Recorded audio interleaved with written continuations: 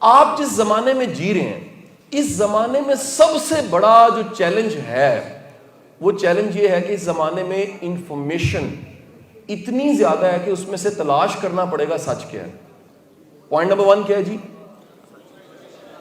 اتنے زیادہ جھوٹ میں سے تلاش کیا کرنا پڑے گا؟ کیوں؟ وجہ کیا ہے؟ ایسا کیا ہوا؟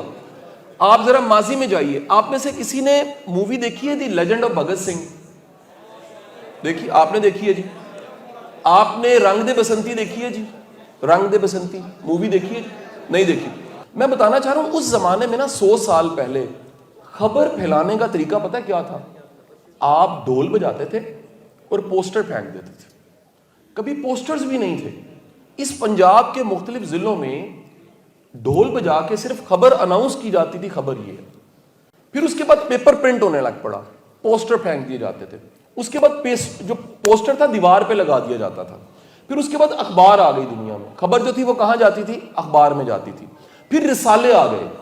پھر اگلا زمانہ آیا. میرا جو بچپن ہے 80s کا اینڈ اور 90s کا شروع، میری عمر کے لوگ بیٹھے ہوں گے، انہوں نے جان لوس دیکھا ہوگا، انہوں نے اندھیرا اجالا دیکھا ہوگا، انہوں نے اینک والا جن دیکھا ہوگا، انہوں نے چلتے چلتے زاویہ دیکھا ہوگا اشفاق صاحب کا. اچھا، آپ کا جو زمانہ آیا نا اس میں کمال یہ ہوا کہ ٹی وی چینلز، میری آنکھوں کے سامنے صرف پی ٹی وی آتا تھا. صبح پراپر آواز آتی تھی ٹوں کی، اور اس کے بعد 9 بجے تلاوت چلتی تھی جی.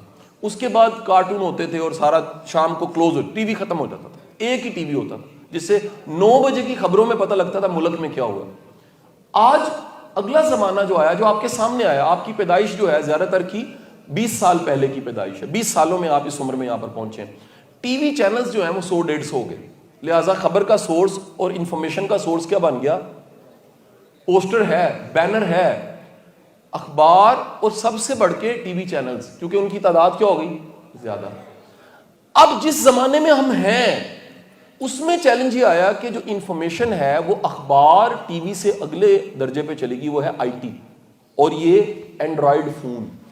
یہ پہلا چیلنج اتنا بڑا چیلنج ہے میرا بیٹا، آپ یہ بات بڑے دھیان سے سنیے گا.